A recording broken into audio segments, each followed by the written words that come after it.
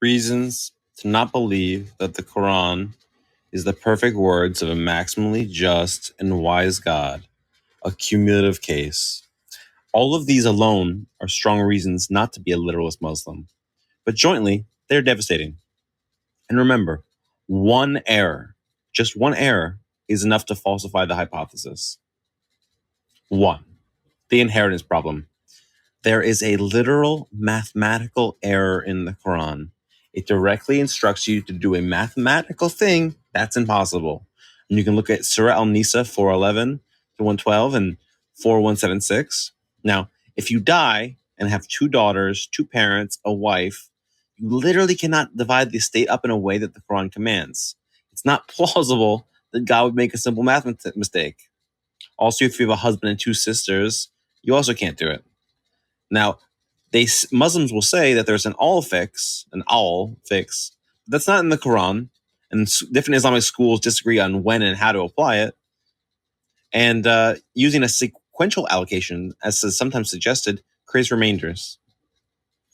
Do you think that a all-knowing, all-perfect God is going to have a math error? Number 2, scientific errors. It says that stars and meteors are lamps used to pelt devils. It says babies come from an ejected fluid between the backbone and the ribs. The earth can talk. That ants can talk and have human concepts.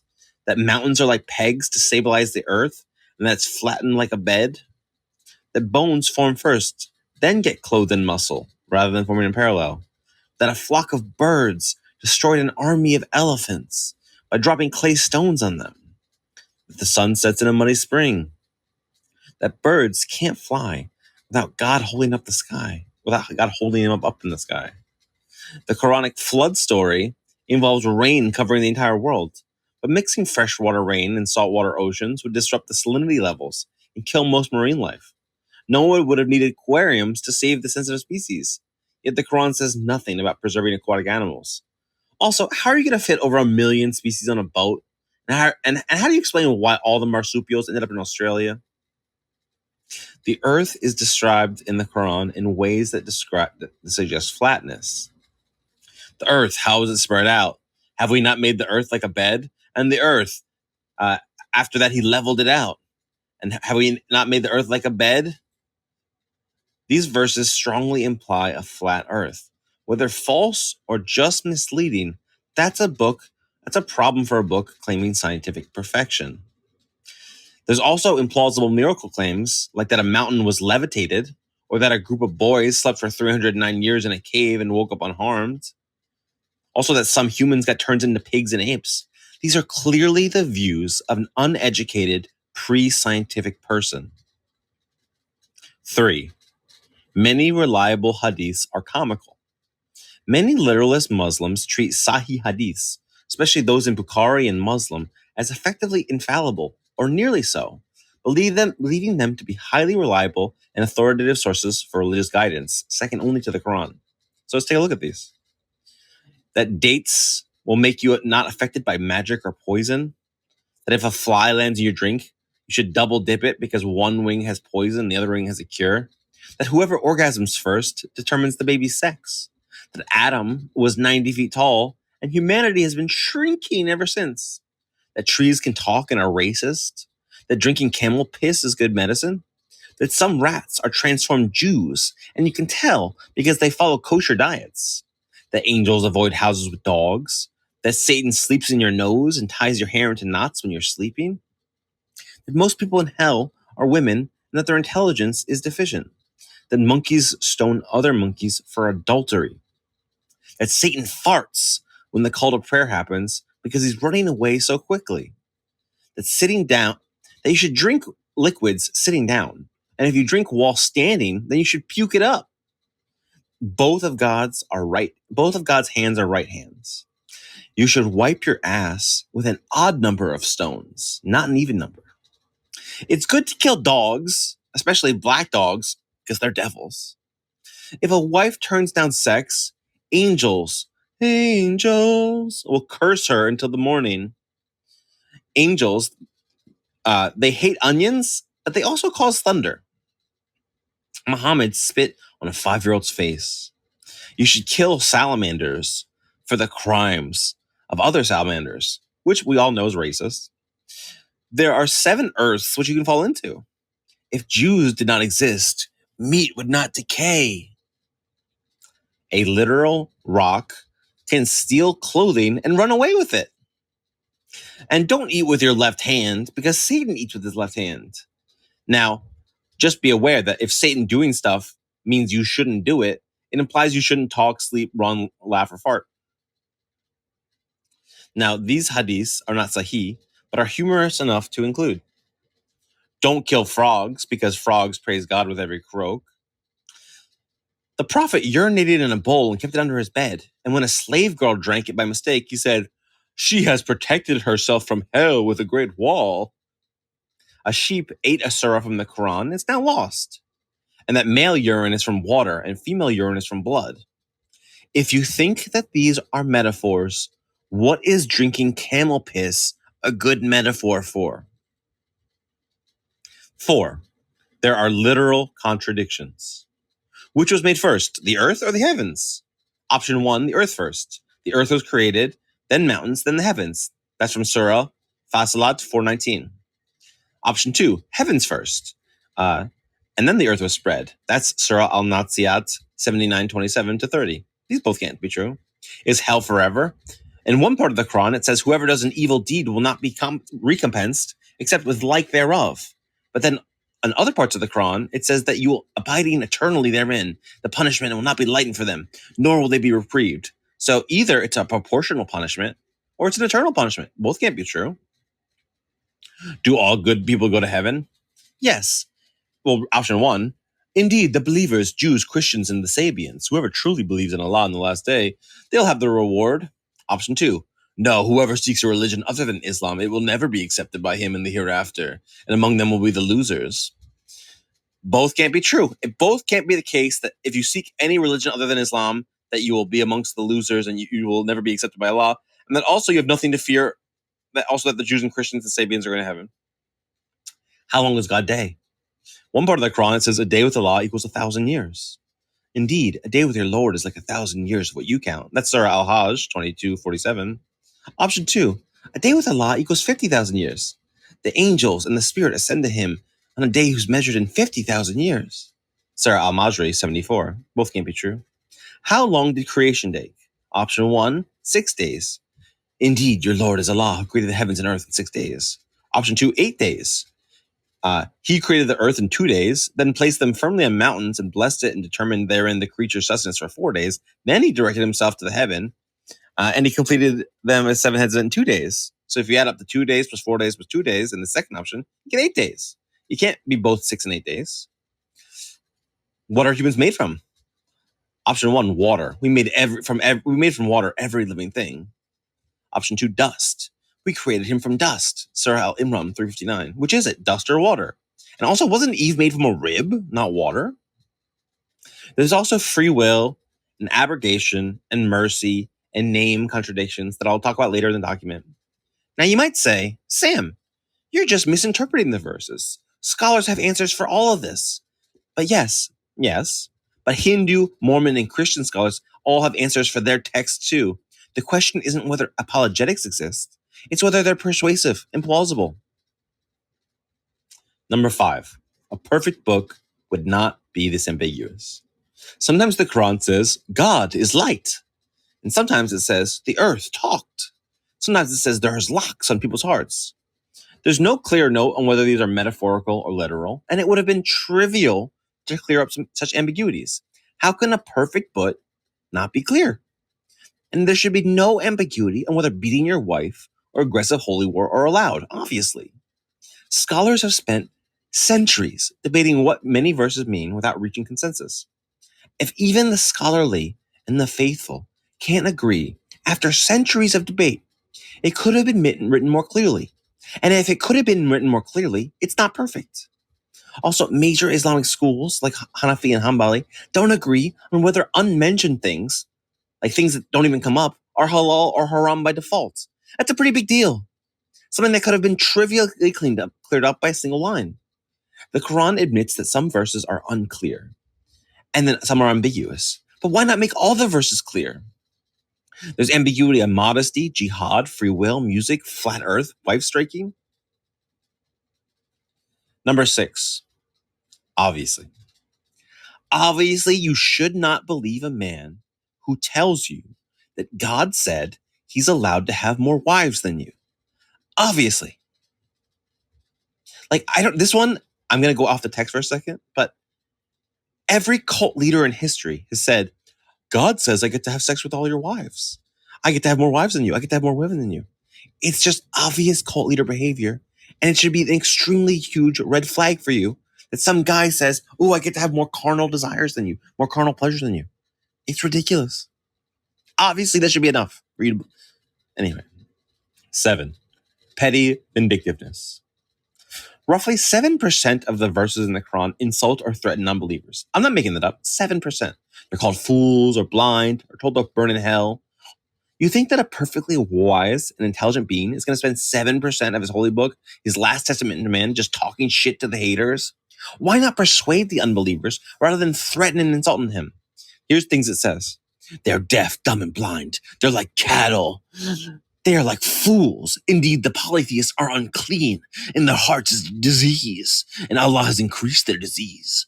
Did you not think of that? Do you think that most of them hear or reason? They're like cattle. They are even more astray, and we'll roast them in the fire. And when their skins are burned, we will replace them so they can taste the punishment. And boiling water will be poured over the head, melting their insides and their skins. And their likeness is like a dog. You think that that's like a sort of how an infinitely intelligent, infinitely wise being persuades people to follow his texts? 8, abrogation. According to most Muslim scholars, later verses cancel out earlier ones. Now, why the hell would God not plan out his verses better so that you don't need a principle of abrogation? Surah Kaf 50:29 says, my word cannot be changed, which directly contradicts the principle of abrogation. But Surah Al-Baqarah says, 2106, if we ever abrogate a verse or cause it to be forgotten, we will replace it with a better or similar one. So he both says my word can't be changed, but then also that it can be changed, and that if he does change it, he'll replace it with something. This is an obvious contradiction. This alone is enough for you not to be a Muslim.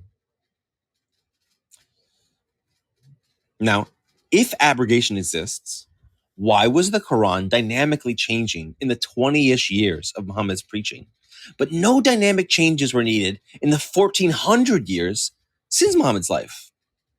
Just think about that. Oh, during Muhammad's life, 20 years, we needed all sorts of abrogations and contextual stuff and constant changing. But then in 1,400 years, no changes needed. Also, it's not obvious which verses are later and which are earlier, given that the Quran is not in chronological order. So the method used to determine which verses abrogate which other verses is error-prone. 9, missing guidance. The Quran has 3 different verses on alcohol, but it has nothing on artificial intelligence, cloning, nuclear war, social media, germs, washing your hands before surgery, environmental damage, climate change, vaccines, teleportation, transhumanism, aliens, mind uploading, robots, bioweapons, or exploring other planets. Why is liquor more important than those? Why would God not want to give us both ethical and prudential advice on issues much more complicated and much more consequential than liquor?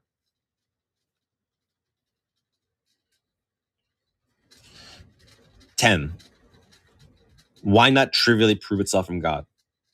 God could have proven divine authorship easily.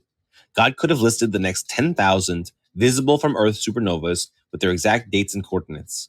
Why didn't God do something that would have made it obvious that the Quran was not made by a human? The Quran contains no information that a human at the time couldn't have known or guessed, which is super suspicious. And you don't even need to contain scientific miracles or anything like that. It could have just made every Quran glow in the dark or generate it burned. The Quran says, he makes the signs clear so you may be certain of the meeting with your Lord. Yet he didn't make it certain when he could have trivially done so. 11, Occam's razor. Occam's razor is brutal to religious texts. To believe the Quran is divine, you have to jointly accept thousands of distinct claims, any of which could be wrong. It's a really, really complicated hypothesis. Just think about probability. A and B and C and D all simultaneously happening is going to be less likely than just A happening. So suppose each verse has a 0.999% chance of happening. So almost certainly going to be true. Well, if you just multiply them all by themselves, like 0.999 times itself 6,236 times, it gives you a less than 1% chance that the Quran is true. Because when you just multiply things by themselves over and over and over, like 1/2 times itself, times itself, times itself, you keep doing fractions times itself, the numbers get smaller and smaller. And if you give it an even stronger chance of 0.99999 probability of being true, and you do all the verses, you still get a 50-50 chance that the Quran is true. Now, analogously, if each item in the phone book had an extremely high probability of being correct, when you have thousands of items in the phone book, it becomes likely that there's a mistake somewhere. Someone's phone number is off. Someone's name is misspelled. Now, suppose that you doubt this whole iterated multiplication procedure. You should still accept that the more complicated the hypothesis, the lower the prior probability. For example, it's obvious that God exists is more likely than God exists and is named Bob and likes playing bananagrams on Thursdays and likes the smell of goose eggs, likes vacationing in Cuba. And then if you want to ignore all of these subtle points about parsimony and probability, it's still what's more likely without any other information? A guy made up a story, or God wrote this specific book with all these thousands of claims and there's 0 errors in it. Number 12, splitting the moon. The Quran says Muhammad split the moon, but no one outside Arabia noticed this. No one in China or Byzantium wrote this down. 13, fitna.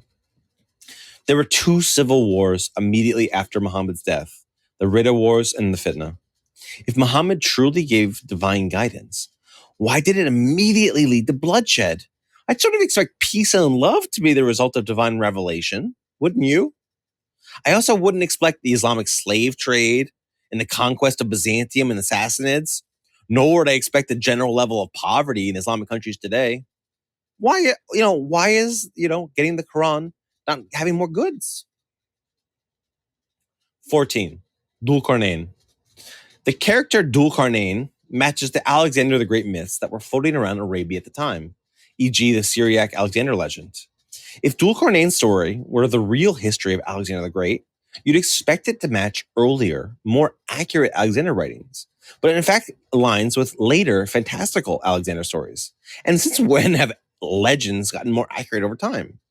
Now, a version of the Alexander romance called the Greek Recension A from the 3rd century mentions Alexander building bronze gates between the mountains to enclose 22 nations, including Gog and Magog. This is 400 years before the Quran, so it couldn't have come from the Quran. So why is the Quran seemingly copying literal fables? Now, some say Dhul Qarnayn is Cyrus the Great and not Alexander. That doesn't help. The historical details of Cyrus the Great don't line up with Dhul Qarnayn either. Now, the Quranic passages containing Dhul Qarnayn also claim that Gog and Magog and their people are blocked behind a wall between 2 mountains until the end of time. Where are they? Why haven't we found them? We have satellite imaged everywhere on Earth. Why haven't we found 2 mountains with a giant wall between them with nations of people trapped? 15, don't show up early for dinner. Do you really think that a perfect, infinitely intelligent, timeless God would take up valuable space in his final holy book to say, hey, don't show up early to the prophet's house for dinner? Isn't believing this kind of stupid? Don't you think that within the limited space of the Quran, there'd be more important point to make than that? Like, just think about this for a second. You really think that God is going to contain in his holy book, yeah, don't show up to Muhammad's house early for dinner? You think that God is that trivial when he's giving us his final revelation? 16, hell. There is a strong tension between these 2 verses. We will cast them in the fire. Whenever their skin is burnt completely, we'll replace it so they will constantly taste the punishment. And don't lose hope in Allah's mercy, for Allah certainly forgives the sins. He is indeed the all-forgiving, most merciful. Why would the most merciful being torture someone like this for an eternity? Like, are you saying that after a quadrillion years of torture, they haven't had enough? They need another quadrillion years? And then this is merciful? People who say this just aren't imagining what a quadrillion years of torture actually would feel like. 17. Jinn. The Quran says there are literal genies. That's not something we see any evidence of. And if genies are real, why do other cultures not independently believe that there are creatures made of smokeless fire? Also, baraks, aka wingless horses, aka what Muhammad rode to Jerusalem, don't exist. 18. The Quran gives a falsifiability test and fails it. If you are in doubt, produce a surah like it, as it says in Surah Al-Baqarah 223. The shortest surah in the Quran is, "We have granted you Al-Kathar, so pray and sacrifice. Indeed, your enemy is the one that's cut off." This is not some unbeatable literary miracle. It's not hard to write something more profound. Compare it to this quote by Emerson. What is success? To laugh often and much, to win the respect of intelligent people and the affection of children, to earn the appreciation of honest critics and to endure the betrayal of false friends, to appreciate the beauty and to find the best in others, to leave the world a bit better, whether by a healthy child, a garden patch, a redeemed social condition, to even know that one life has breathed easier because you have lived, that is to have succeeded. So you think that, oh, your enemy is the one that's cut off, pray and sacrifice. You think that's better than this Emerson quote? Or let's compare it to this surah that I invented a fake surah. Let's compare it. Do not kill, for life is sacred in the sight of the Most High. Do not steal, for the provision of your Lord is sufficient for those who walk upright. Don't rape, for the body is a trust, and to violate it is a crime before the heavens. Do not torture, for your Lord is the most merciful and loves not the oppressors. Don't enslave, for freedom is beloved in the mind of the most righteous. Do not lie, for falsehood is the path of ruin, and truth is the light upon the straight path. And love your fellow man, and strive to bring him flourishing in the earth. For your Lord made you stewards, not tyrants, and blessed are those who sow peace and righteousness. You think that is worse than, we've granted you Cathar, so pray and sacrifice. Your enemy is the one that's cut off. Like, it's so childish. The satanic versus incident. 19. Early Islamic sources, Al-Tabari and Ibn Ishaq, record Muhammad delivering verses praising pagan gods, Alat, Al-Uzza, and Manat, and then retracting the verses, claiming that they were satanic deception. Now, if Satan could trick Muhammad once, why assume that he didn't succeed more often? It proves that Muhammad is fallible and can be tricked about what is from God and what is not from God. I know Muslims wanted to deny that this event happened, but earlier Muslims thought that it happened, and why would you know better than them? 20. Why does God switch from first person to third person?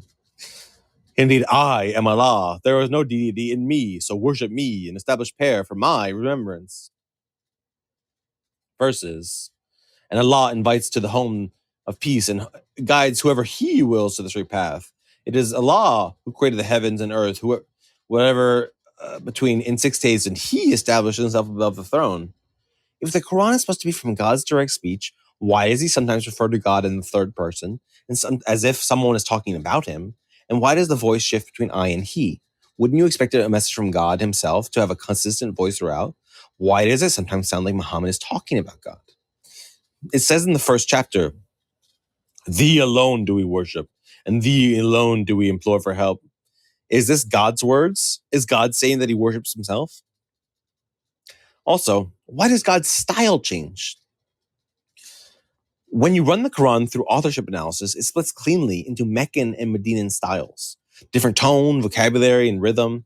That's exactly what you'd expect from a single human's writing evolves over time, not what you'd expect from a perfectly consistent, timeless voice. The Meccan, by the way, as an aside, the Meccan verses are more poetic, emotional. The Medinan verses are legal and instructional. The Meccan are more abstract and cosmic. The Medinan are, again, more legal, social. The Meccan are short and rhymed. Medinan are longer, less rhythmic. 21. Hadiths are an unreliable method. In Islam, many Muslims say hadiths are necessary for interpreting the Quran. Why is God using an unreliable method, a game of Chinese whispers, to give you mandatory information for how to practice the faith? If it's mandatory for the faith, why not just put it in the Quran itself? If God wanted to guide people clearly and unambiguously, why not stick to a single safeguarded text? Why allow a bunch of opaque oral reports to become central to their religion, despite the obvious risks of error and confusion? 22. Inside view and outside view. From the inside view, your religion might feel incredibly compelling, emotionally resonant, logically sound, or simply self-evident. This personal perspective provides powerful subjective evidence. But from the outside view, however, billions throughout history felt equally certain about other rival contradictory beliefs. Religious adherents cannot all be correct, despite their similar confidence levels.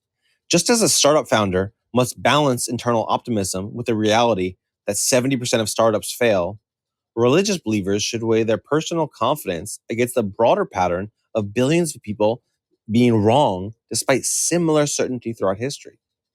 Humans are very capable of incorrectly and confidently thinking that they have a sacred text from God. And you know that humans are like this. You could be the kind of person that mistakenly thinks that your holy book text is right, given that you know that people do this all the time. 23. Planet-sized brains. You can imagine beings with planet-sized brains being so vast and parallel that they can hold hundreds of thousands or millions of separate chains of reasoning at once, each as detailed and deep as a human's whole mental life. And then imagine us with our Quran trying to give them advice, maybe sharing what we think is profound insights. And those creatures being like, oh yes, thank you for your wisdom, cross-referencing it against 47,382 relevant sub-thoughts, processing it from 12,067 ethical frameworks, simulating a billion futures where that advice matters. You think they'd find the Quran particularly useful? Like, actually think about what you are saying when you say an infinitely intelligent entity wrote this book. Now, a metaphor. If someone told me that a sword was from heaven, I would look at it. And if it just looked like a normal sword, I would not believe it was from heaven. But if the weapon had 1,000 buttons and could turn people into trees and could reverse gravity, I'd say, oh yeah, this weapon might be from heaven. The Quran looks far too mundane to be from heaven. 24. Morally problematic teachings. The Quran permits wife beating as a final step to discipline a disobedient wife. It permits sex with female slaves without their consent or marriage. It prescribes the cutting off of the hands of thieves. It recommends crucifixion and the cutting off of hands and feet on opposite sides for rebels. It tells Muslims to kill polytheists whenever they find them. That says that a woman's testimony is worth half a man's in financial matters. It allows marriage and divorce of girls who have not yet menstruated. The Quran says things like persecution is far worse than killing. And the Quran endorses a story where a boy is killed, not for anything he did, because he would have sinned in the future. Not only that, the hadiths say things like gay men should be executed, that people who commit suicide will be tortured in hell, that apostates should be killed. And by the way, if you kill people for leaving your group, it is plausible that you're a cult, not a religion. And also, killing people for changing their mind incentivizes stupidity. So I don't know if you really want that as a norm. A hadith says that Muhammad came close to burning down people's houses of some guys who skipped prayer. It's sort of surprising that God would endorse or recommend things so vicious. And obviously, any sacred text that doesn't explicitly ban slavery is not plausibly from God.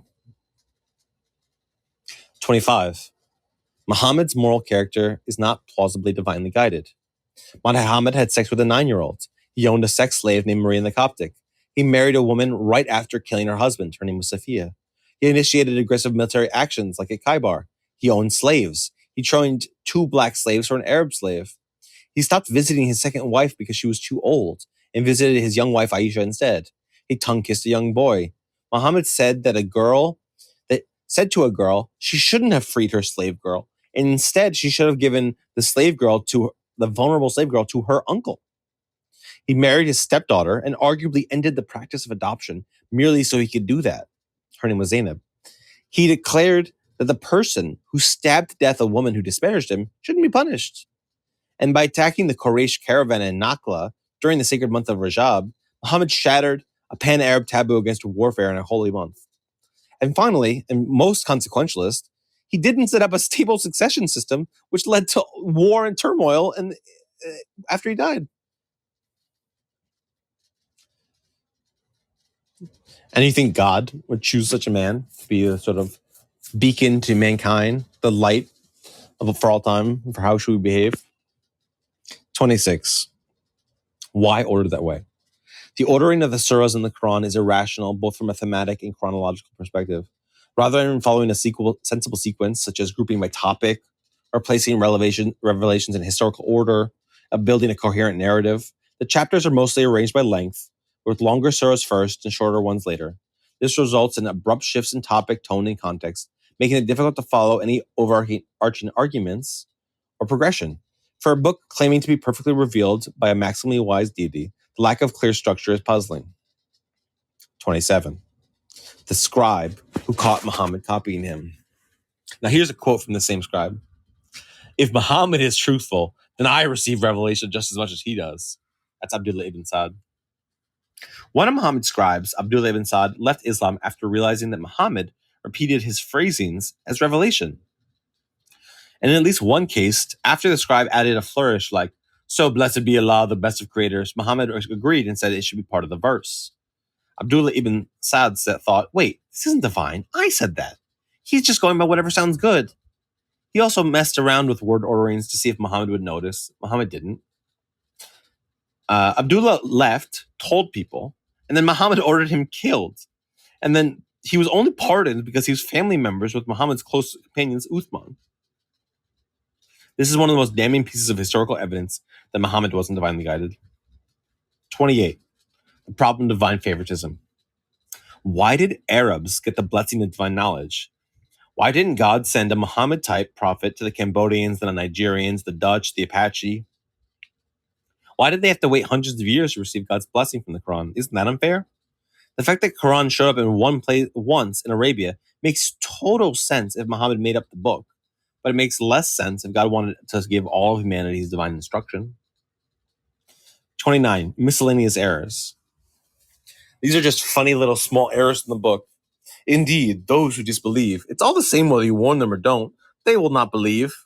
Well, that's false. Some disbelievers do respond to warnings. It's just an overgeneralization. And if it's just saying stubborn people are stubborn, there's no reason to bring it up.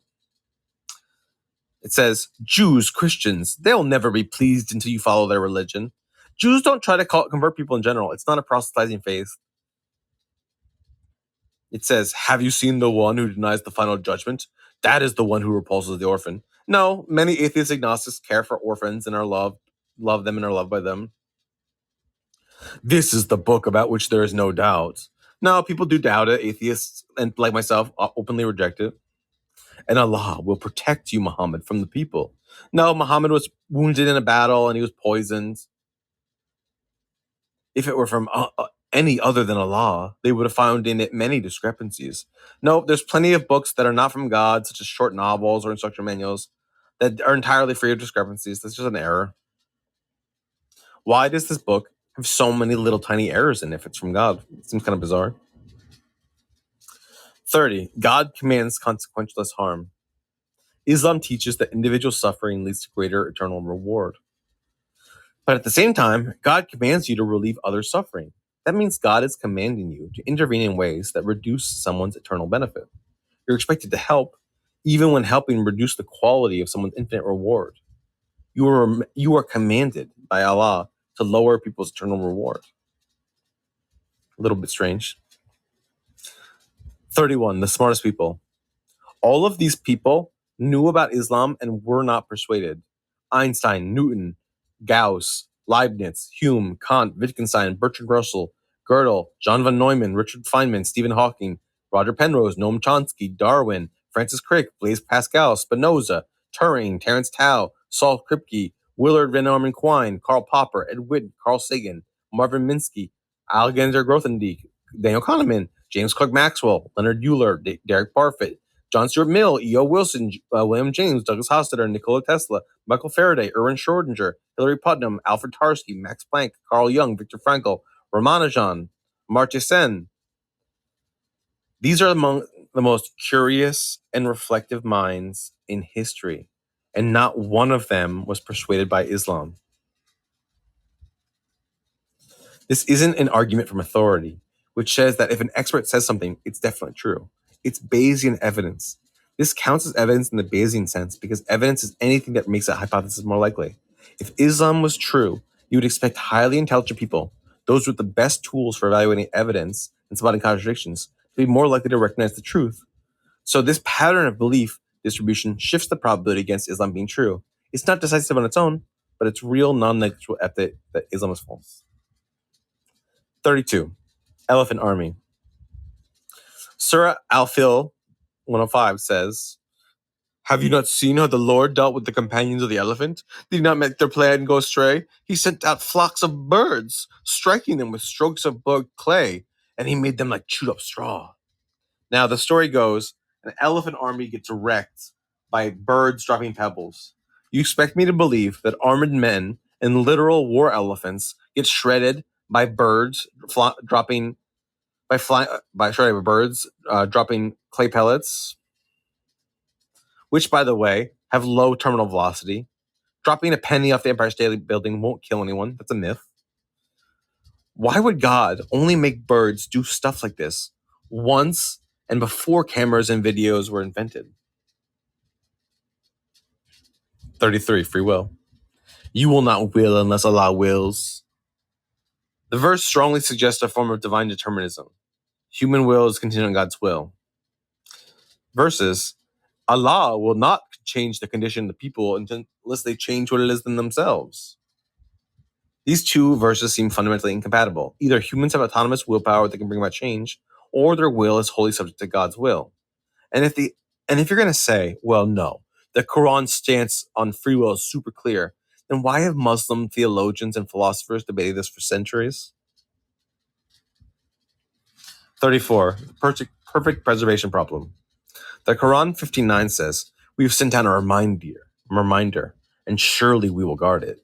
Literalists take this to mean that every letter of the Quran has been miraculously preserved, but the historical record tells a different story. Early disagreement amongst the companions. Ibn Masud's codex omitted surahs 1:113 and 1:114. Ubay's codex contains 2 extra pairs. Abu Musa's codex had other unique readings. All of this is documented by early Muslim scholars like Abi Dawood. Now, Caliph Uthman ordered rival codices to be burned. If God preserved every letter, why is a political purge necessary?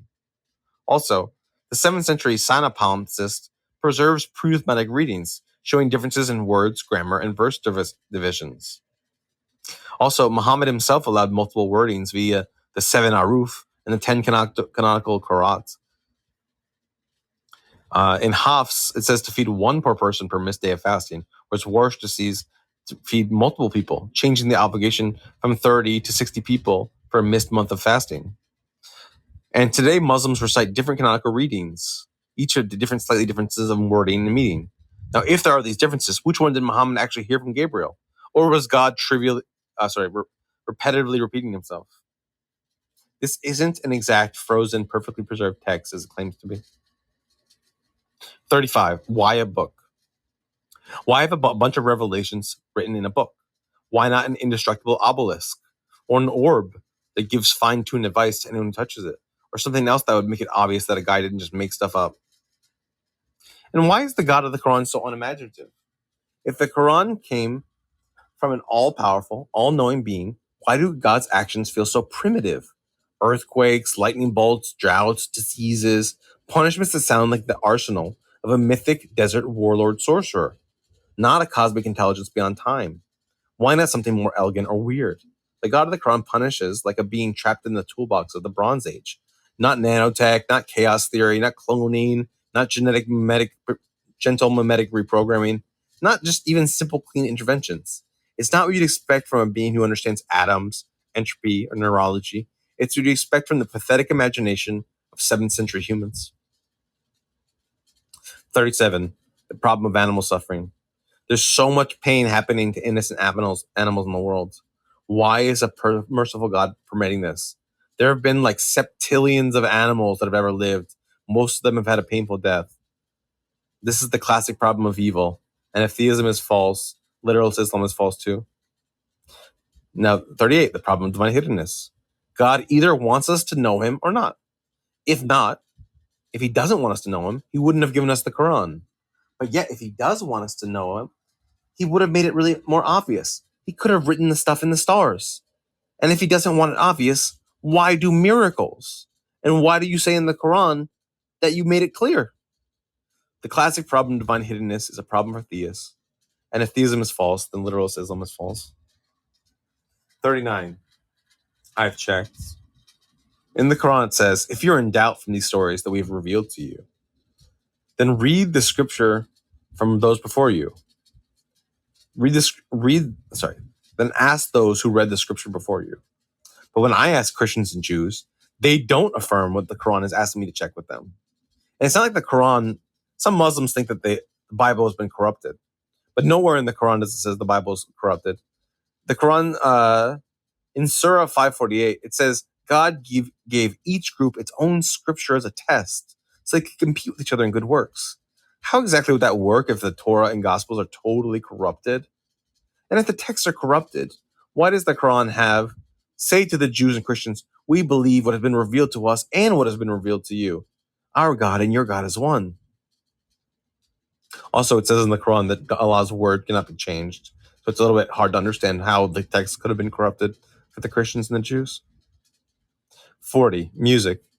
Many literalist traditional Muslims think that music is forbidden.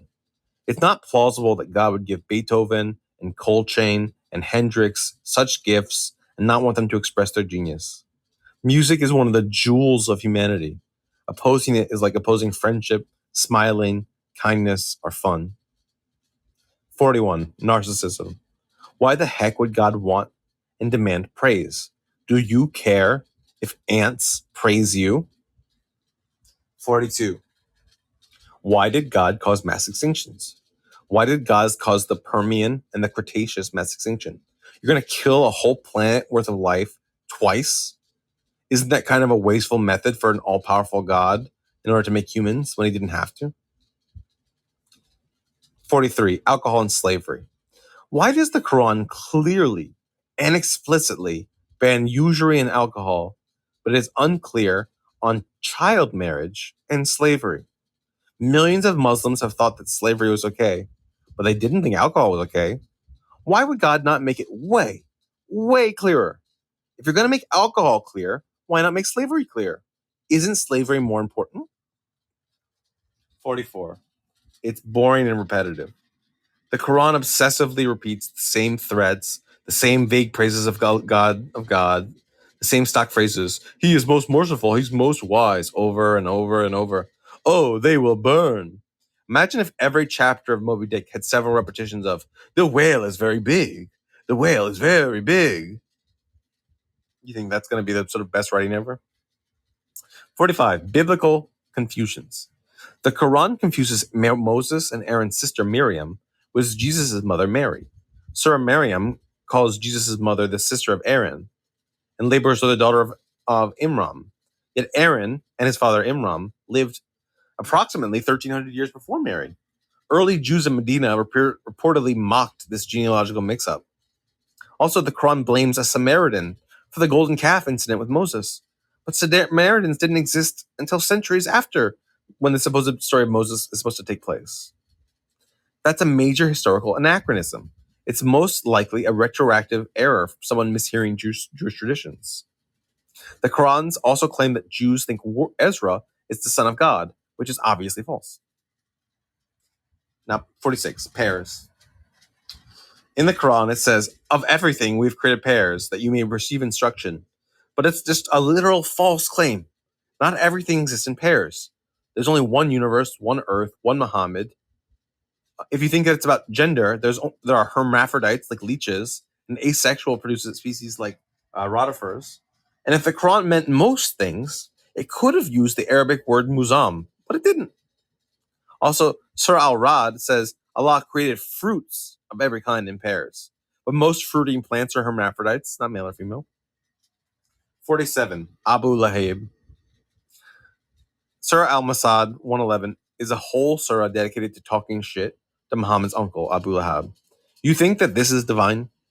May the hands of Abu Lahab be ruined, and ruined is he.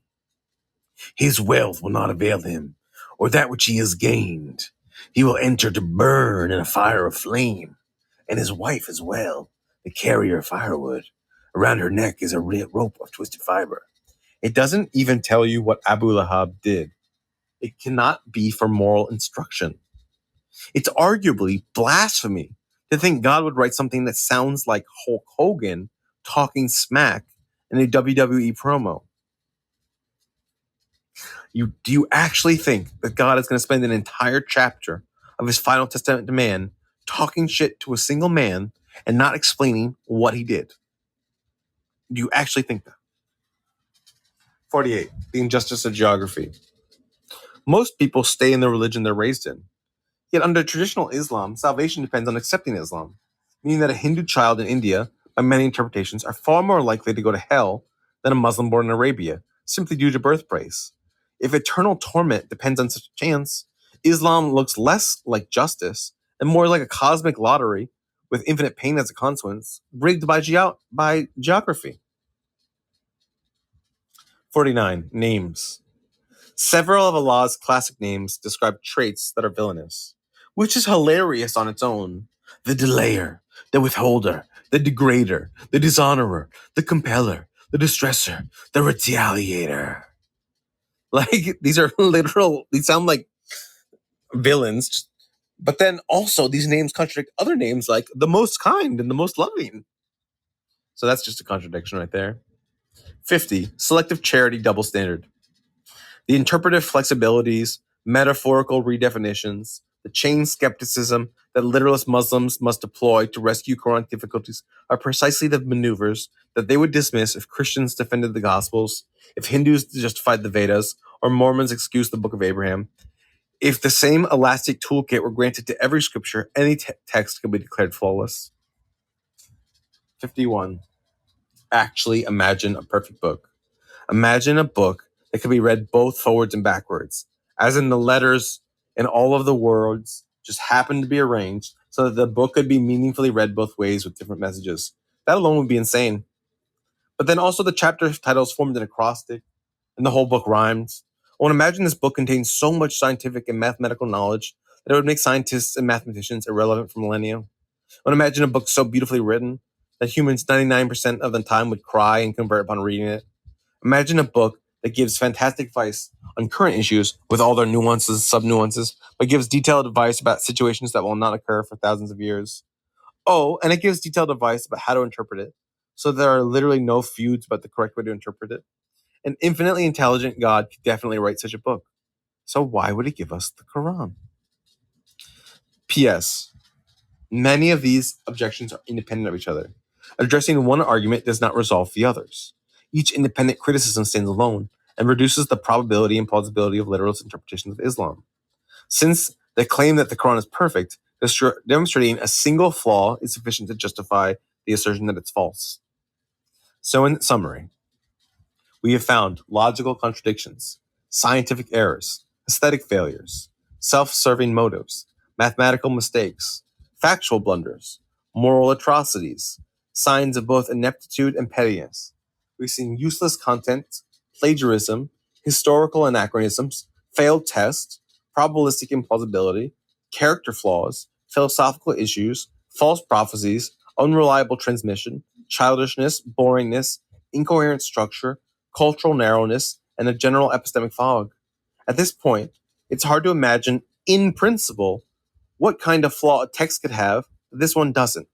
And you are telling me that this is the perfect word of God. The end.